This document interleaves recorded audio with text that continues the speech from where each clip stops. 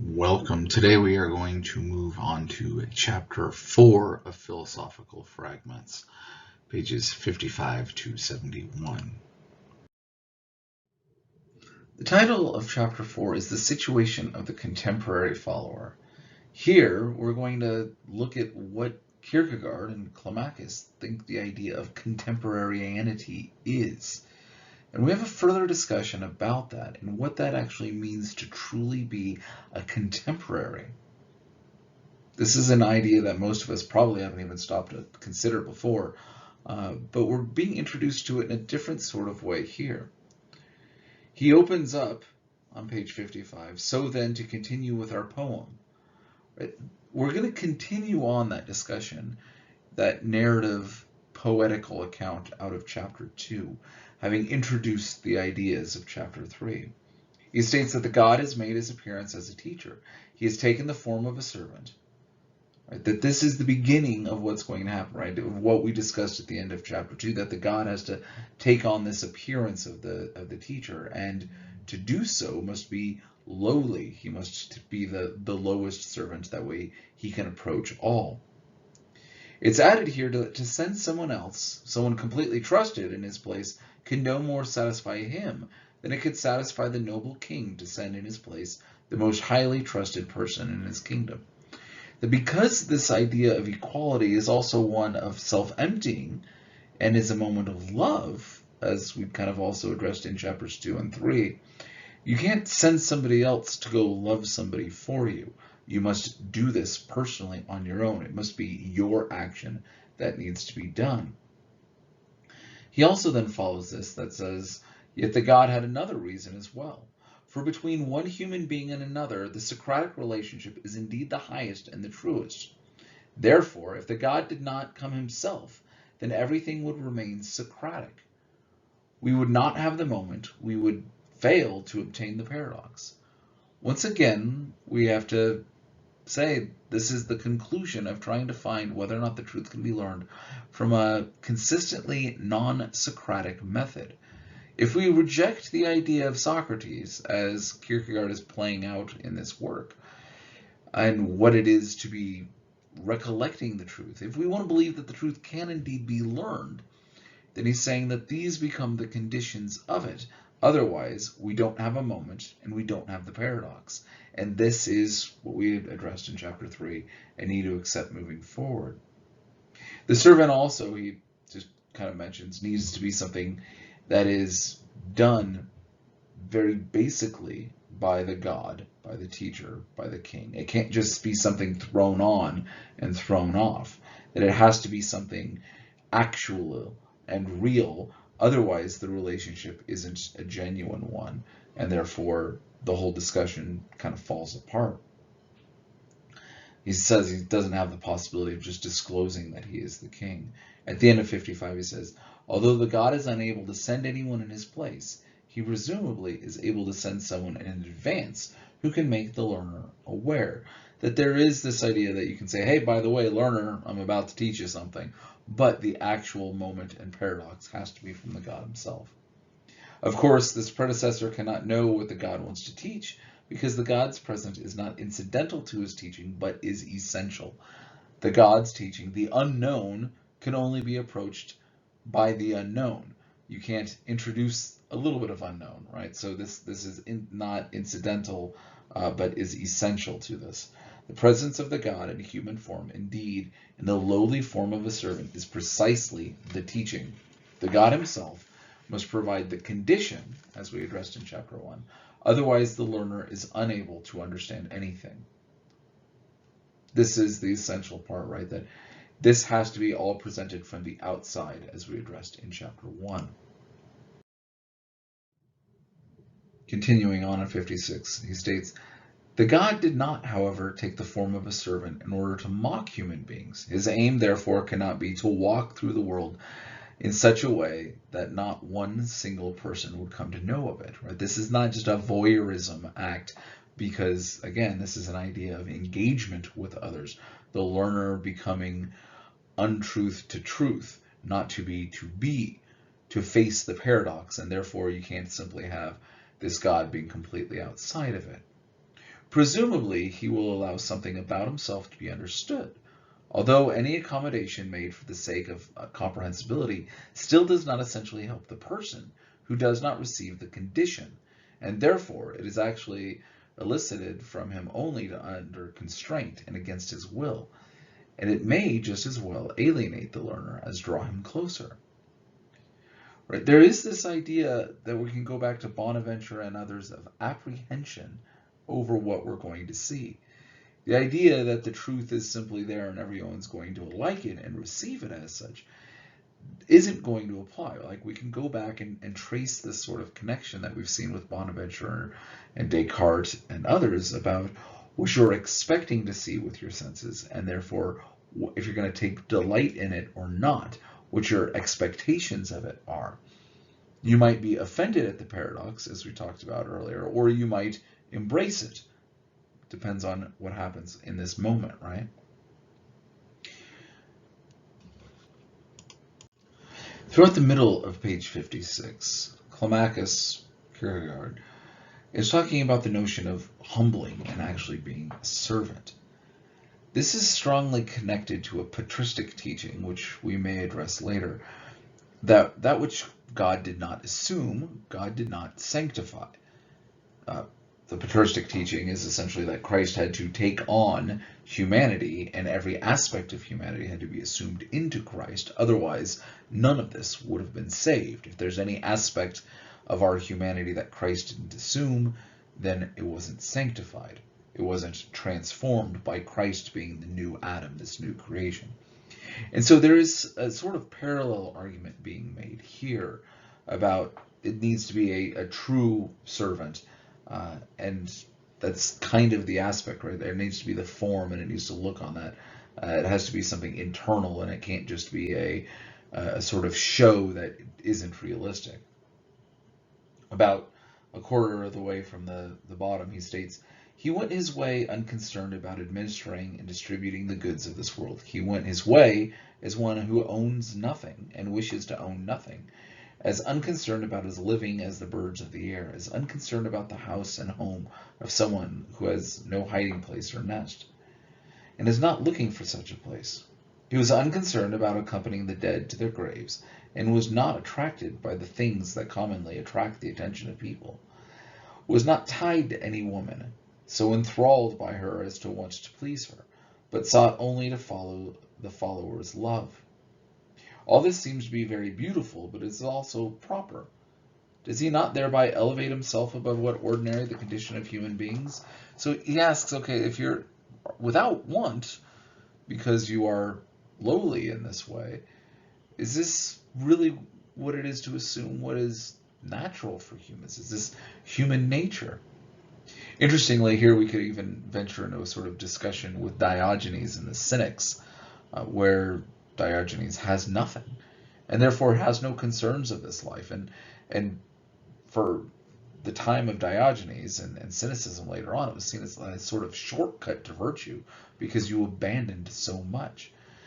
But is that realistic? Is that what is natural in human nature? For Diogenes and the Cynics, having nothing, living in a barrel, etc., was.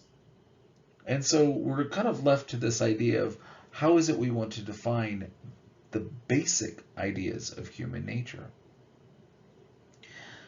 He's asked in the top of 57, is it right for a human being to be as carefree as the bird and not even fly hither and thither for food as the bird does? Right, so he needs to have this idea of expressing this. A few lines down, he says, "The question is this, may a human being express the same thing? For otherwise the God has not realized the essentially human. Yes, if he is capable of it, he may also do it. If he can become so absorbed in the service of the Spirit that it nevertheless occurs to him to provide for food and drink, if he is sure that the lack will not divert him, the hardship will not disorder his body and make him regret that he did not first of all understand the lessons of childhood before wanting to understand more. Yes, then he truly may do it, and his greatness is even more glorious than the quiet assurance of the lily." Right? That there needs to be a going through this process that's being done, and at least being tempted, at least having the hardships of life being present on there. Otherwise, you're not making equal, and after all, this is the aim, this is the goal, as stated in chapters 2 and 3. This exalted absorption in his work will already have drawn to the teacher the attention of the crowd, among whom the learner presumably will be found.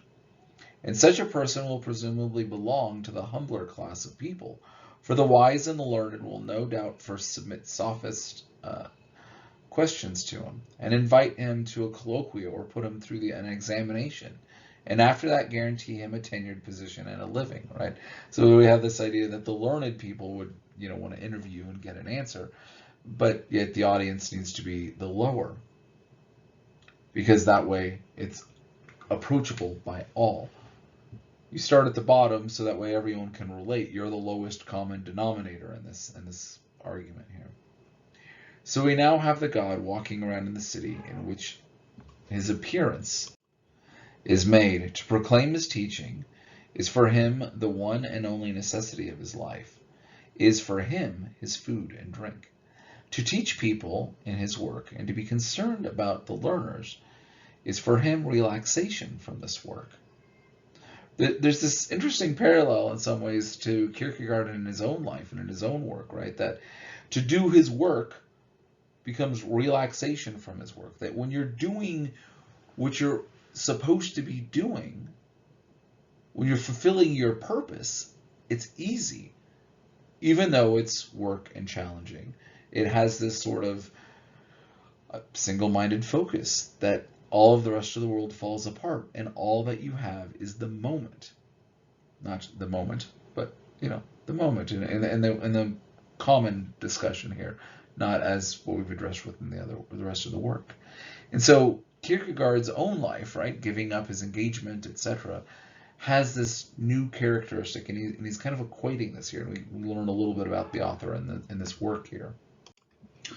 Continuing on to 58, he says, the appearance of the God is now the news of the day in the market square, in the homes, in council meetings, in the ruler's palace. It is the occasion for much loose and empty talk, perhaps also the occasion for more serious reflection. But for the learner, the news of the day is not an occasion for something else, not even the occasion for him in Socratic honesty to immerse himself in himself. No, it is the eternal, it is the beginning of eternity. The news of the day is the beginning of eternity. This becomes the important part of this entering of the God into this form of the servant, the unknown approaching itself as the lowest common denominator, that this is the moment of eternity, not just a particular moment in history. If the God had let himself be born in an inn, wrapped in rags, laid in a manger, obvious reference here, it is more than a contradiction that the news of the day is the swaddling clothes of the eternal, is indeed its actual form, just as this assured case. So the moment is actually the decision of eternity. If the God does not provide the condition to understand this, how will it ever occur to the learner? But that the God provides the condition has already been explained in the consequence of the moment, as we have shown that the moment is the paradox, and without this, we come no further than to go back to Socrates. Right here we shall make sure that it becomes clear that a historical point of departure is an issue for the contemporary follower as well. For if we do not make sure of this here, we shall face an insurmountable difficulty later, in chapter 5, when we deal with the situation of the follower whom we call the follower at second hand. The contemporary follower, too, obtains a historical point of departure for his eternal consciousness, for he is indeed contemporary with the historical event that does not indeed or intend to be a moment of occasion. And this historical event intends to interest him otherwise than merely historically, intends to be the condition for his eternal happiness. Right? So there is this idea of being present in the moment, again, modern phrase, of trying to be properly contemporary. Top of 59. How then does the learner come to an understanding with this paradox?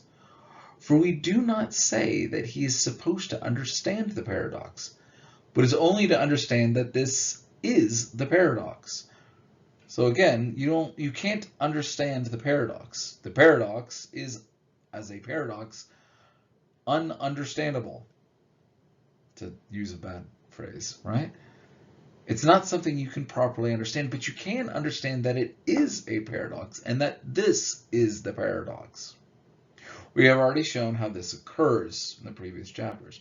It occurs when the understanding and the paradox happily encounter each other in the moment, when the understanding steps aside and the paradox gives itself and the third something, as something in which this occurs, for this does not occur through the understanding, which discharged, or through the paradox, which gives itself consequently in something, is the happy passion to which we shall now give a name, although for us it is not a matter of the name. What are we going to call this happy occasion? What are we going to call a mutual encounter? We shall call it faith. So now this is his definition of faith. This passion then must be that above mentioned condition that the paradox provides. Let us not forget this. If the paradox does not provide the condition, then the learner is in possession of it. But if he is in possession of the condition, then he is eo ipso himself the truth. And the moment is only the moment of the occasion, as we saw in chapter 1. And therefore, you can't possess all of this on your own. It must come from the outside, otherwise you are the truth, and we go back to the Socratic. Notice here again that we're always kind of trying to challenge the assumptions of what's being made. What are these philosophical titles we're giving, and what are these conditions, and is this consistent with the aim of the work, this thought project, to try to understand, can the truth be something that is learned or not? It is easy enough for the contemporary learner to acquire detailed historical information, but let us not forget that in regard to the birth of the God, he will be at the very same situation as the follower at second hand. And if we insist upon absolute exact historical knowledge, only one human being would be completely informed, namely, the woman by whom he let himself be born. Consequently, it is easy for the contemporary learner to become a historical eyewitness. But the trouble is that knowing a historical fact, indeed knowing all the historical facts, with the trustworthiness of an eyewitness, by no means makes the eyewitness a follower, which is understandable, because such a knowledge means nothing more to him than the historical. So notice here what he's starting to kind of parse out some of the idea of what it is to be a contemporary follower. It's not just a matter of being there at the same time, because you're not truly engaged with the material if you're simply an observer. You might be observing it in somewhat real time, but if you don't really care, you're not really present. At that point, it's really nothing different than a historical fact. The only difference is that of time or location. If you're not truly engaged in it, if you're not paying attention, then you aren't really there. And so you're not really the contemporary. So at this point, we're left with kind of one sort of idea that if what it is to be an actual contemporary follower means that you're following and you're there at the same time, we're left with only the mother being at all, well, the only possible contemporary follower. No one else can even engage in that, because who else would follow at what time and why? So we're left with this sort of historical oddity, this curious something of how we want to actually define being a contemporary, and if that means that we need to separate it from a common understanding or not. It is at one apparent here that the historical, in the more concrete sense, is inconsequential. We can let ignorance step in here, let ignorance, so to speak, destroy one fact after the other. Let it historically demolish the historical. If only the moment still remains as the point of departure for the eternal, the paradox is still present. If there was a contemporary who had even limited his sleep to the shortest possible time so that he could accompany that teacher, whom he accompanied more inseparably than the little fish that accompany the shark, if he had in this service 100 secret agents who spied upon the teacher everywhere, and with whom he conferred every night, so that he had a dossier on the teacher down to the slightest particular, knew what he had said, where he had been every hour of the day, because of his zeal made him regard even the slightest particular as important, would such a contemporary be a follower? Not at all. If someone charged him with historical unreliability, he could wash his hands, but no more than that. If someone else concerned himself only with the teaching which that teacher occasionally presented, if he cherished every instructive word that came from his mouth more than his daily bread, if he had 100 others to catch every syllable so that nothing would be lost, if he painstakingly conferred with them in order to obtain the most reliable version of what the teacher taught, would he therefore be a follower? By no means.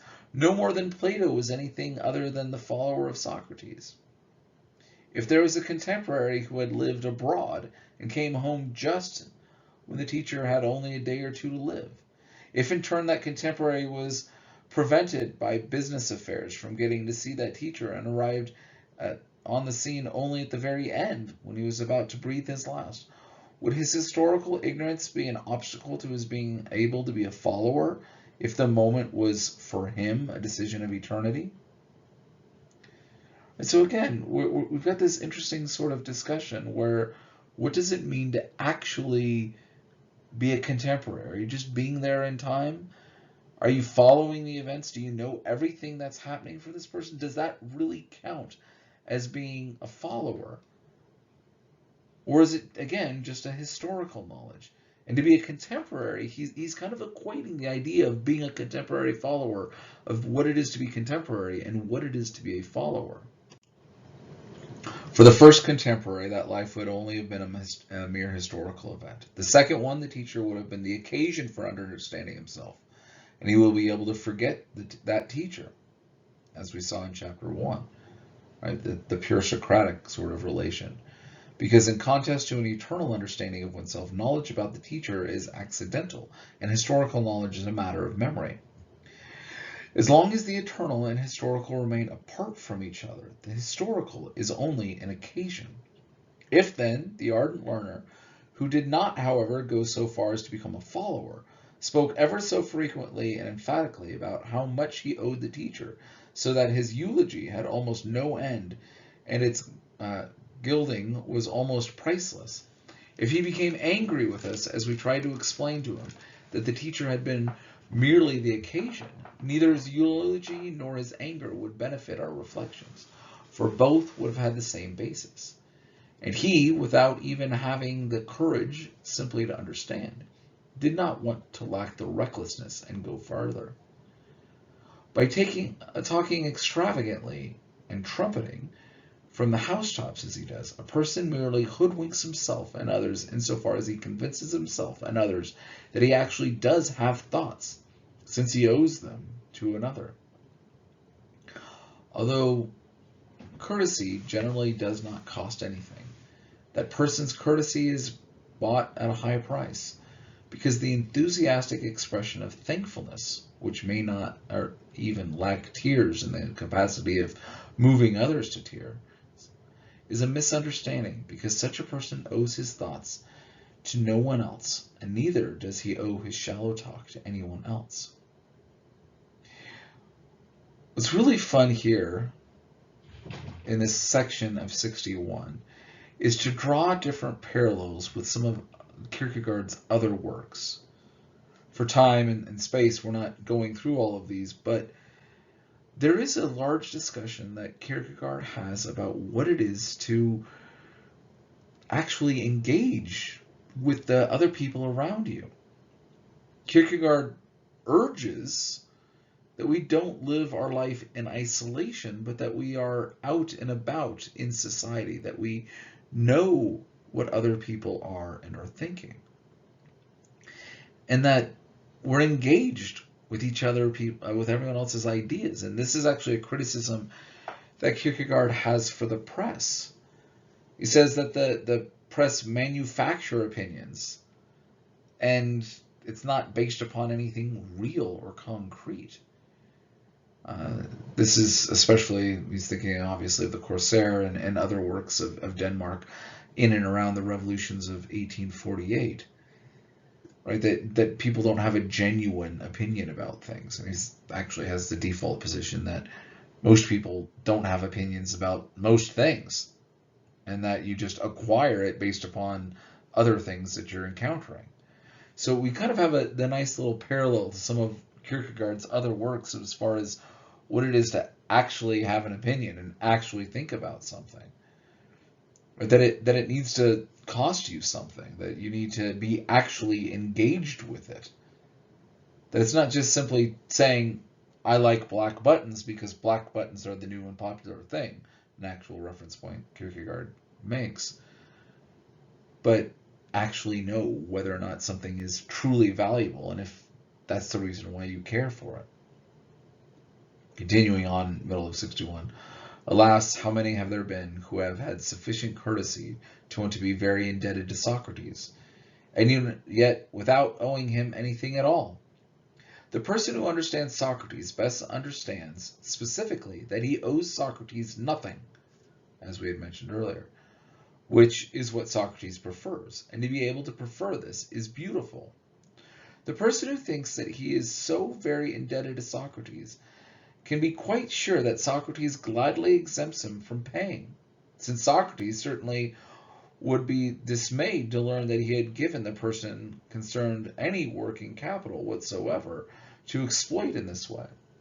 But if the whole structure is not Socratic, and this is what we're assuming, this is what we're trying to do, then the follower owes the teacher everything, which one cannot possibly owe to Socrates, since after all, he himself says that he was not capable of giving birth. Right? Socrates doesn't give birth not only to people as a man, but also to ideas. You already have them. It's just recollection. And therefore you owe Socrates nothing. If we're going to be non-Socratic, then you owe this other teacher everything. And this relation cannot be expressed by talking extravagantly and trumpeting from the housetops, but only in that happy passion which we call faith, the object of which is the paradox. But the paradox specifically unites these contradictories in the eternalizing of the historical and the historicizing of the eternal. Right? Again, we have to have a paradox wrapped up with this, right? The eternal is going to be historical. It's going to be something we can approach, but what is also approachable is also beyond what is approachable. Again, another paradox. Anyone who understands the paradox any other way may retain the honor of having explained it, the honor he would win by his unwillingness to be satisfied with understanding it.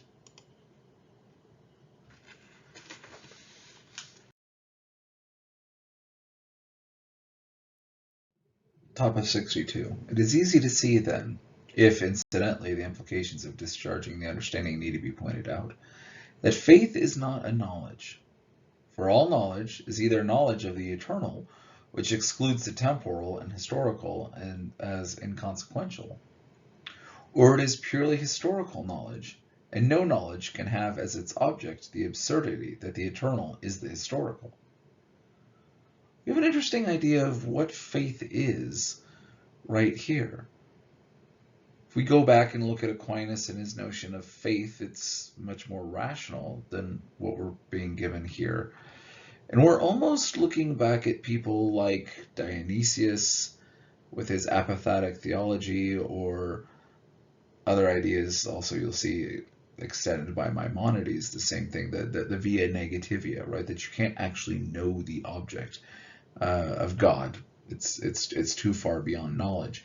And the same sort of discussion is almost being made here. So you can draw some interesting notions of faith at the very beginning of 62 to notions of that's been argued by Aquinas and kind of confront that there, or even as an expansion of either Dionysus or Maimonides. It's mentioned here specifically as we continue on that this is a stronger connection to Spinoza. If I comprehend Spinoza's teaching, then in a moment I comprehend it. I am not occupied with Spinoza, but with his teaching, although at some other time I am historically occupied with him. The follower, however, is in faith related to that teacher, and as such as the way that he is eternally occupied with his historical existence. This becomes the other thing that's a little bit different here for his understanding, is that you're not just being occupied with a lesson, but you're being occupied with the person and their existence because it is itself paradoxical. Therefore, it's not something that you can truly understand. Now, if we assume that the structure is, as we have assumed, and unless we do, we go back to Socrates, namely that the teacher himself provides the learner with the condition, then the object of faith becomes not the teaching, but the teacher. For the essence of the Socratic is that the learner, because he himself is the truth and has the condition, can thrust the teacher away. Indeed, assisting people to be able to do this constituted the Socratic art and heroism. Faith, then, must be constantly clinging firmly to the teacher. But in order for the teacher to be able to give the condition, he must be the God. And in order to put the learner in possession of it, he must be man. This contradiction is, in turn, the object of faith, which is the paradox, the moment. That the God once and for all has given man the condition is the eternal Socratic presupposition, which does not clash with time, but is incomprehensible with the categories of temporality. But the contradiction is that he receives the condition in the moment, and since it is the condition for the understanding of the eternal truth, it is eo ipso, the eternal condition. If this is not the structure, then we are left with Socratic recollection. And so we have this interesting further discussion there of what it is to approach the truth if we're not doing things Socratic. And he kind of lays it all out right here in the middle of 62. It's got to hold on to the teacher because the teacher has to be the actual one who is the truth. And it has to be infinite, otherwise we know it, but it has to be finite so that way we can approach it. Right? So we have both immanency and transcendency as essential characteristics to the truth, and it must present itself to us. It is easy to see then, bottom of 62, that faith is not an act of will, for it is always the case that all human willing is efficacious only within the condition.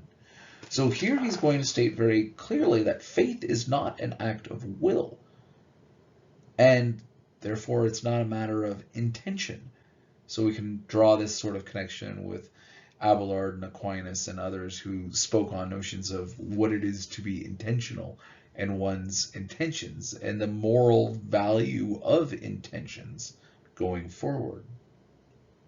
For example, if I have the courage to will it, I will understand the Socratic, that is, understood myself. Because from the Socratic point of view, I possess the condition and now can will it. But if I do not possess the condition, and we assume that, otherwise we go back to the Socratic, then all my willing is of no avail, even though once the condition is given, that which is valid for Socrates is again valid. So this is the condition here. Continuing on 63. The contemporary learner possesses an advantage for which, alas, the subsequent learner, just in order to do something, will very much envy him. The contemporary can go and observe the teacher, and does he then dare to believe his eyes? Yes, why not? As a consequence, however, he does not dare to believe that he is a follower? Not at all. For if he believes his eyes, he is in fact deceived, for the God cannot be known directly. Then may he close his eyes? Quite so. But if he does, then what is the advantage of being a contemporary? The contemporary has the advantage of being there in time, but because we're also addressing eternity, if you're only looking at things in time, then you're not really being a follower, so there is no real advantage to being there in the moment. So you need to escape the temporal to go to the eternal, which means being there in time, what advantage does it give? But if he's able to do this by himself, then he does indeed possess the condition. But there is the potential that you can have the condition as being there because you can realize that there is something transcendent in the immanent. What he envisions will be a form that appears as the inner eye of the soul.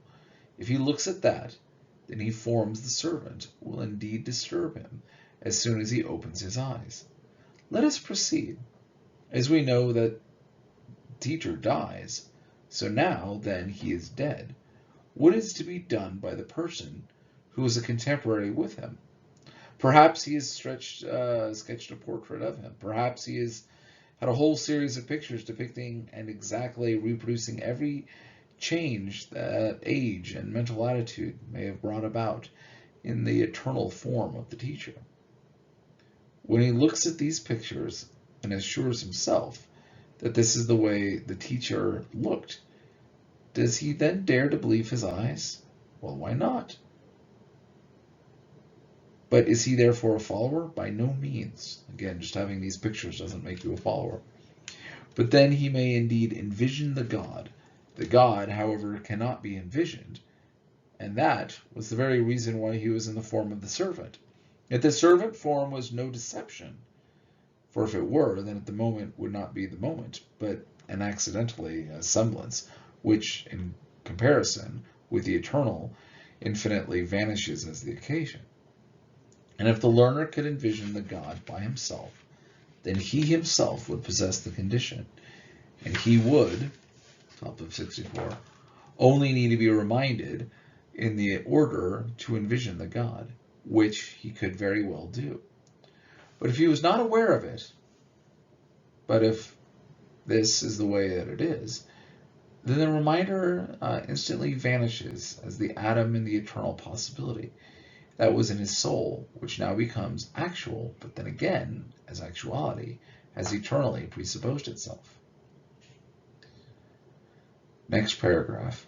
How then does the learner become a believer or a follower? This is the key sort of question if you're wanting to understand things going forward, right? How does this happen? How does the learner become a learner or a believer or a follower or whatever term we're wanting to use in this? When the understanding is discharged and he receives the condition, what does he receive? When does he receive this? In the moment. This condition, what does it condition? His understanding of the eternal. But a condition such as this surely must be an eternal condition. In the moment, therefore, he receives the eternal condition, and he knows this from his having received it in the moment. For otherwise he merely calls to mind that he had it from eternity. He receives the condition in the moment and receives it from the teacher himself. All extravagant talking and trumpeting of the housetops about being crafty enough isn't going to do you any good, right? You need to have this given to you by the teacher himself, by the God. Next paragraph on 64. Or actually, we'll go down to the footnote. Any qualification that claims to render the God directly knowable is undoubtedly an approximation milestone, but it registers retrogression rather than progress, movement away from the paradox rather than toward the paradox, back past Socrates and Socratic ignorance. Close attention should be paid to the least of the same thing happen in the spiritual world that happened to the traveler who asked an Englishman if the road led to London and was told, yes, it does. But he never did arrive in London because the Englishman failed to tell him that he had to turn around inasmuch as he was going away from London. A nice, fun little story of something else, right? That you have to know that you're on the right road, but you have to go the right direction. You can't make any firm full statements, once again going back to Dionysus and Maimonides and their ideas of what could be said about God, about the eternal. That's all with negative terms, right? So we can't say we know everything, but we at least have to be pointed in the right direction, and that's what's going to allow it. Bottom of 64, then. That form was no incognito, and when the God, by his own omnipotent resolution, which was like his love, was to be just like the lowliest person, let no innkeeper, no philosophy professor, fancy that he is such a clever fellow that he can detect something if the God himself does not give the condition.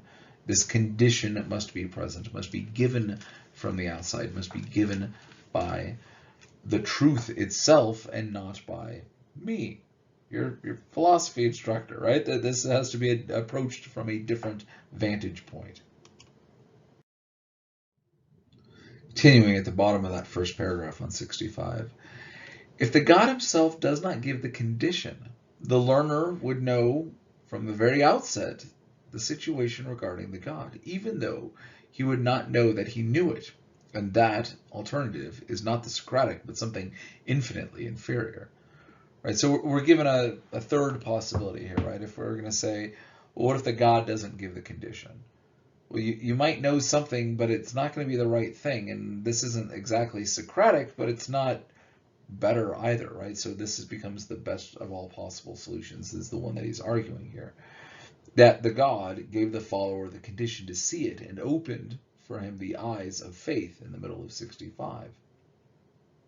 The bottom of that next paragraph, he says, so it is with the follower who knows that without the condition, he would have seen nothing, inasmuch as the first thing he understood was that he himself was untruth. And once again, this becomes a new sort of discussion of what faith is. It's that understanding of yourself as untruth, and therefore knowing that the truth exists outside of you. And this is going to give you the moment and give you that mutual understanding of it, and therefore it is faith. But then, is faith just as paradoxical as the paradox? Quite so. Yes, it is. Thank you for asking that question. Good question. Yes is the answer. How else could it have been the object in the paradox and be happy in its relation to it? Faith itself is a wonder, and everything that is true of the paradox is also true of faith. But within this wonder, everything is again structured Socratically, yet in such a way that the wonder is never canceled. The wonder that the eternal condition is given in time. Everything is structured Socratically for the relation between one contemporary and another, provided that both are believers, is altogether Socratic. The one is not indebted to the other for anything, but both are indebted to the God for everything. Rest of 66 here.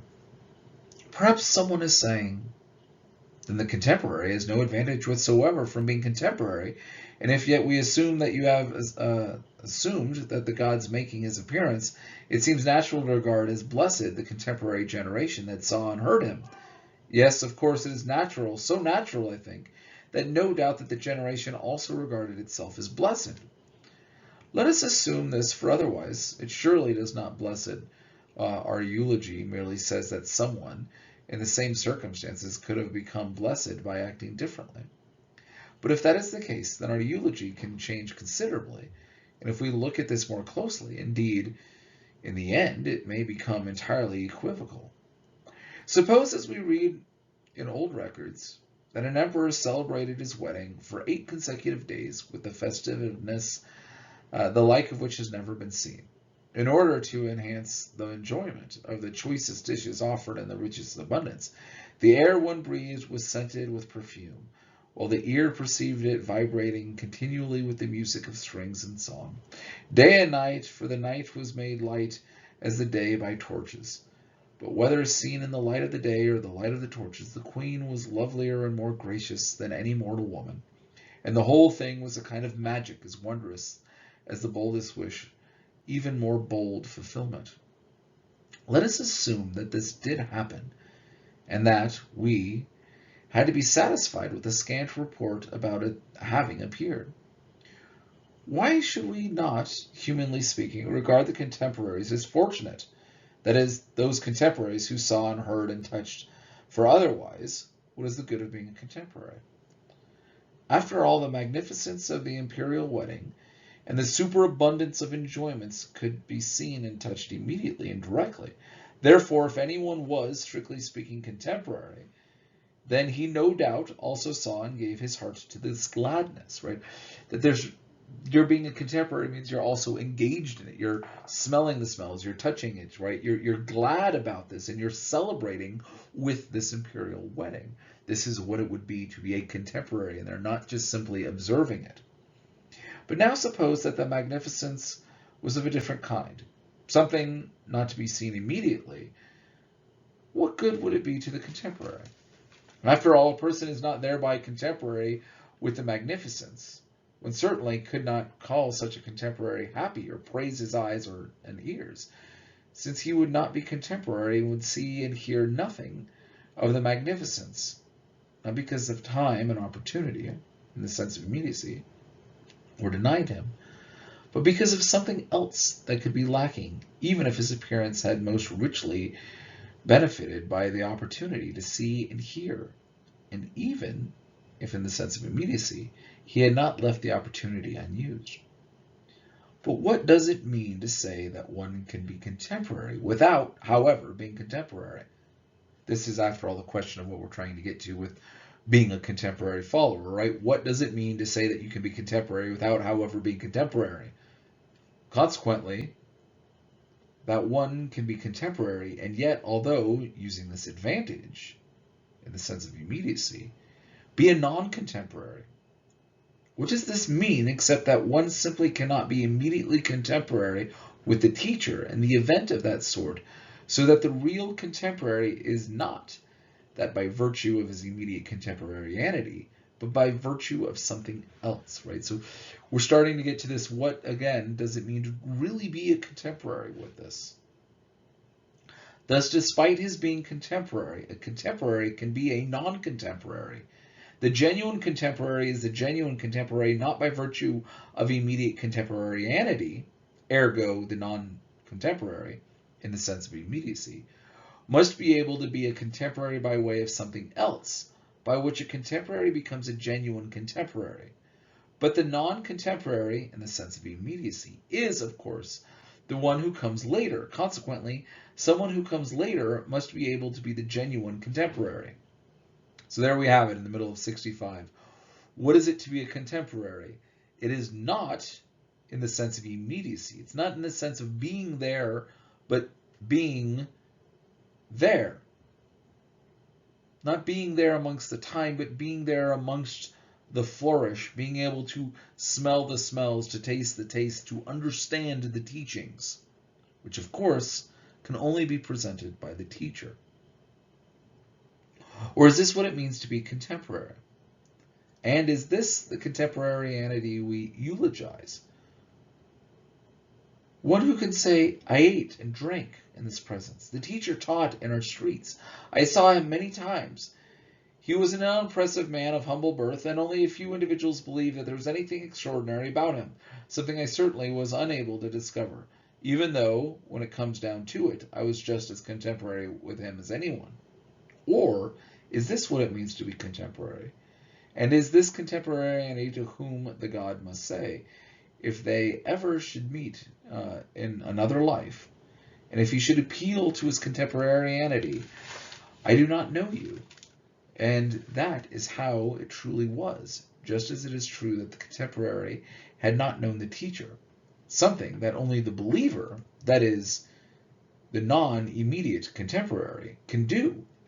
Right? So notice here we've got this phrase, non-immediate contemporary, because this is what it really means to be contemporary. Contemporary in thought, not just in word, not just in time.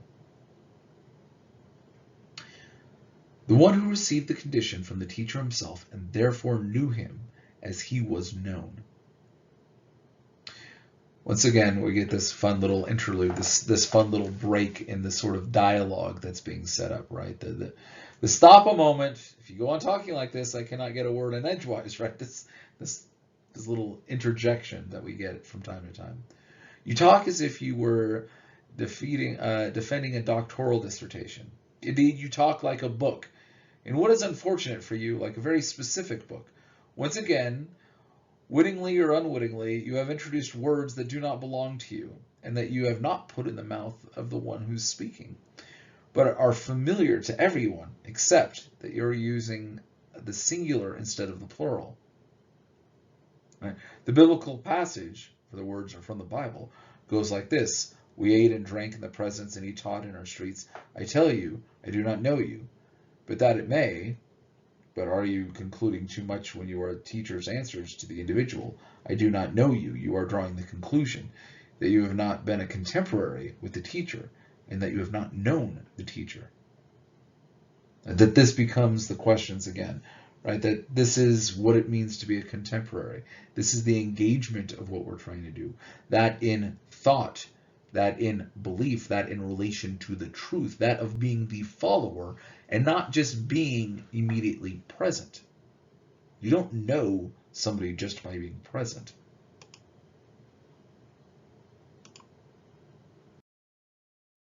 About 4 lines down in 69.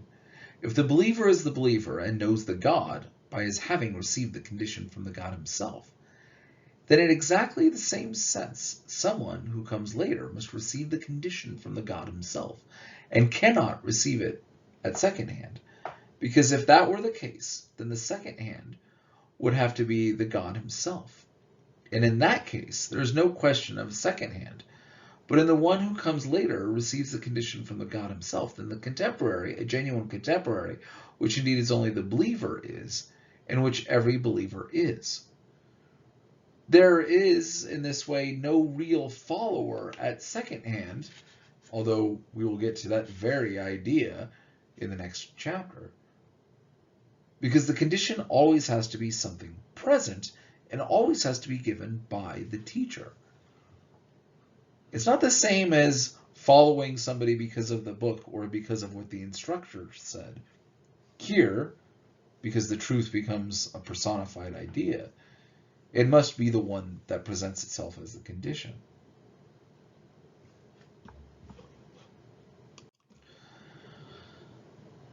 About a third of the way from the bottom, he says, immediate contemporaneity can only be the occasion.